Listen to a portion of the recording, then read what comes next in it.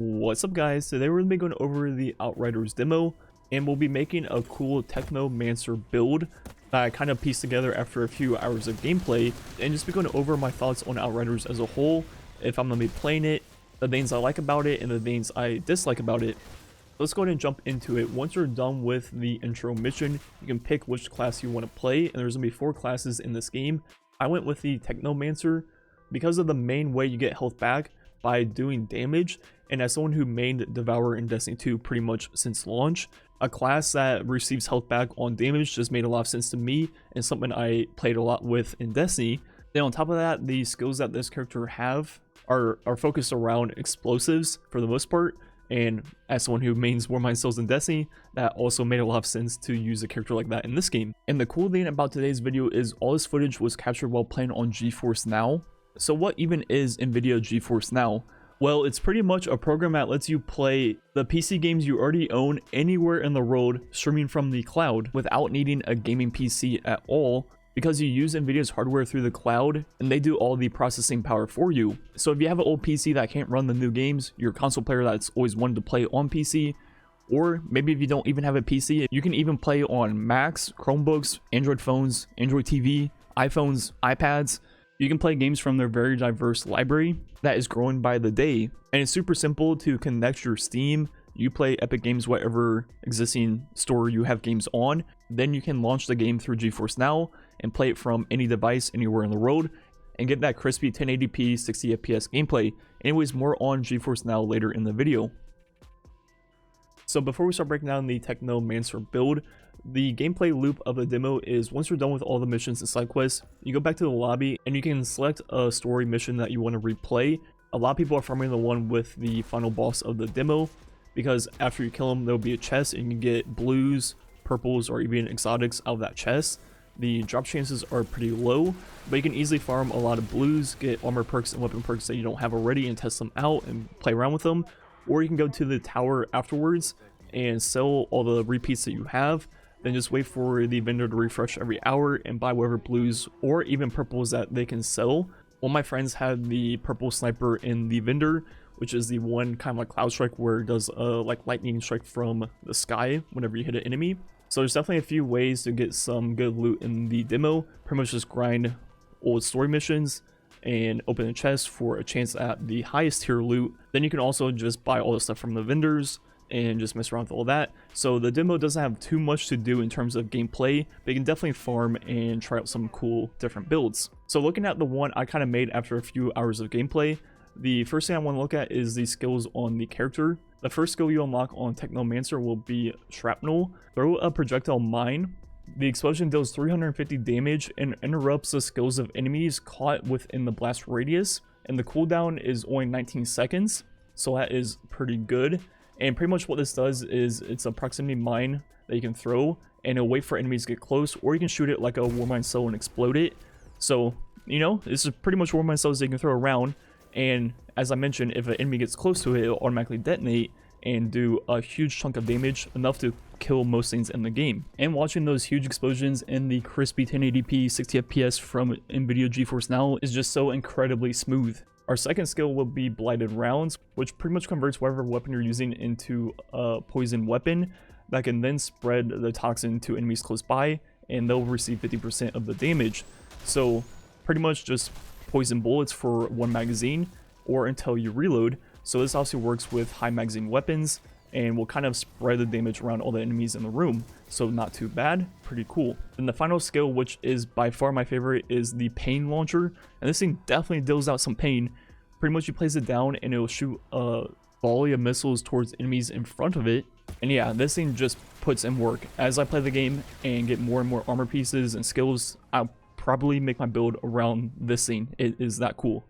On top of that, we have a huge skill tree with multiple unlocks. In the demo, you only get 2 unlocks, so I went with this one right here, which will increase our anomaly power by 6%, which are our skills, I believe. And I mostly went with this path for this one right here, Ordnance Technician, which will reduce our ordnance skills cooldown by 15%, which will be both our Shrapnel and also our Pain Launcher, and will allow us to have them up more often. And the cool thing about this game is all 5 of your armor pieces have perks on it, so they're kind of like built-in mods from Destiny. On my boots, I have a perk that allowed me to have 1 additional shrapnel charge, Then on my pants, I have a thing that will increase the damage of the shrapnel by 92. So I have double shrapnel proximity mines that do way more damage. Then I also have this perk on my gloves that will make it so anything that receives damage from the pain launcher will also be frozen. Now on top of that, I have another perk on my mask that whenever I place down the pain launcher, it will do 100 damage within 5 meters on top of the missiles that it shoots. So now pretty much how this build is working, I have 2 mines that do a lot of damage that I can throw. Then I have the pain launcher, which I can pretty much just put on top of an enemy and do 100 damage instantly. Then the missiles will also come out and damage them by another several hundred damage. And before you know it, with just those 3 things, the boss is pretty much already dead. I mean, between my abilities, I'm doing so much damage. And remember, with Technomancer, every single time I do damage, I get health back. So as I'm doing this, being right in the middle of everything, I'm also just constantly getting health back from all these different abilities, doing all kinds of damage. So it's definitely an up close and personal glass cannon type character. The more damage you do, the more health you'll get. So you just want to be pumping out damage left and right. Which brings me to the final part of this build, which is about getting health back. I have this vest perk, which will take 40% of the damage I do with Blighted Rounds and turn it into healing once the skill is over. And not only will it give that health to me, it will spread it between my allies. So not only can I heal myself by doing damage, now with Blighted Rounds I can also heal my allies. Then to make these effects even stronger, I have this perk on my primary weapon, which is when I get killing shots, it will increase the weapon leech by 20% for 20 seconds. So if I get a kill with this weapon, I would prefer it to be on an AR, but it's on an automatic sniper rifle. Then all my future weapon damage will give me 20% more health back for 20 seconds. So pretty much I just get a kill with this, then swap over to this weapon, which has the perk Livestock on it, where reloading restores 72 points of health for each enemy killed since your last reload without changing your weapon. So pretty much how this combo works is I get a kill with my first weapon to increase the weapon leeching by 20% for 20 seconds. Then I swap over to the Bolt Sniper, which Bolt Snipers feel amazing in this game, by the way. They pretty much one-hit all the the trash mobs and do serious damage to the higher health enemies too. Then I just get kills with that, which has the perk where I get 72 health back per kill every single time I reload. So as long as I get 2 kills every reload, that is my entire health bar back. So I'm pretty much just proc and devour over and over again with this weapon. Make sure to get a kill with the first weapon every 20 seconds and just swap back and forth. I also have the Blighted Rounds on top of that to share some of the healing to my allies also if they're in danger. Then finally I have the 2 explosive abilities for that big huge chunk of damage on the bosses and big groups of enemies. So that is the build I was kind of using after a few hours of playing, and just within those few hours I can already tell how many possibilities there are in this game. I've only touched 1 character and only had 2 of the skill tree unlocks out of like 20, 30, how many ever it is. And you can already just see how many different ways you can take builds in this game. It's pretty much infinite. And not to mention I only have blue tier armor and weapons. So as you get legendaries and exotics or whatever they're called in Outriders, obviously the perks will be stronger. You will have multiple perks per piece. And you know, it just things will snowball and completely change the way you can play this game. And overall, looking into this game before it came out, I thought the thing that I wouldn't like about it would be the gameplay. But to be honest, the gameplay is definitely good enough where it's not taken away from the game. Obviously, it's not even close to things like Destiny, but it's not to the point where it's hindering the experience in any way. And the smoothness of the NVIDIA GeForce Now streaming definitely helped that out a lot and made the gameplay feel really good. Sniping in this game felt pretty fun, and I was definitely enjoying that. But overall, this will definitely be a game I'll be playing on launch just to scratch that build crafting itch I have. I'm not sure if I'll be uploading videos on this game too often or at all. We'll just have to see, but I'll definitely be playing it in my free time because I just think it's a fun game to make builds in. As you guys know, that is one of my favorite things to do in Destiny. And I truly mean everything I've said about Outriders in this video. I am not sponsored by Square Enix or Outriders in any way. However, this video was sponsored by GeForce Now, which is NVIDIA's cloud gaming software that allows you to play games you already own from their library and from a huge list of free-to-play games. That way you can play on any device from anywhere in the world, and any game you already own on Steam you play Epic Games will then transfer to the GeForce Now library once you connect your account. Then you just launch it through there. Very simple, very easy. And you can do this on pretty much any device you own, any PC, Mac, Chromebook, Android phone, Android TV, iPhone, iPad. So instead of buying a $1,500, $2,000 PC, which is pretty much required to play a lot of PC games at this point, Instead, what you can do is just play on GeForce Now and still get that crispy 1080p 60 fps no matter what game you're playing. And there's a few different membership plans that allow you to do this. The free plan will give you access to unlimited 1-hour sessions.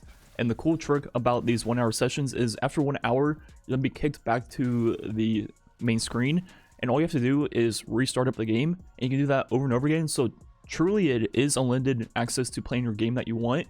Just every hour you have to restart the game session. And if you find yourself playing a game for a long amount of time using GeForce Now, you can eventually upgrade to the Founders Plan, which will then upgrade you to 6-hour sessions. Also RTX on games that are compatible with RTX for only $24.95 for 6 months. So what would you rather do? Play pretty much any game you want anywhere in the world on any device for $25 for 6 months? Or buy a $2,000 PC that you probably have to upgrade in 2 years once it's outdated?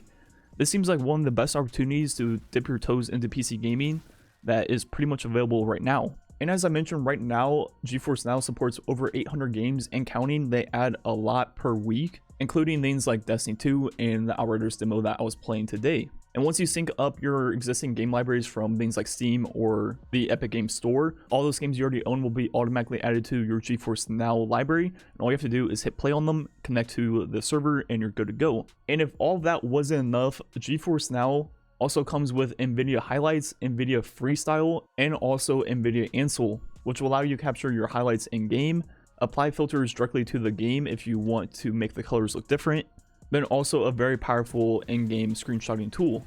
Anyways, that is pretty much what NVIDIA GeForce Now is. It truly is one of the best bang for your bucks in PC gaming right now. You get all the power of those new NVIDIA GPUs, but at a fraction of the price, and you can play any game whenever you want from any device. Once again, thank you to NVIDIA GeForce Now for sponsoring today's video. Thanks for watching. Catch you guys next time.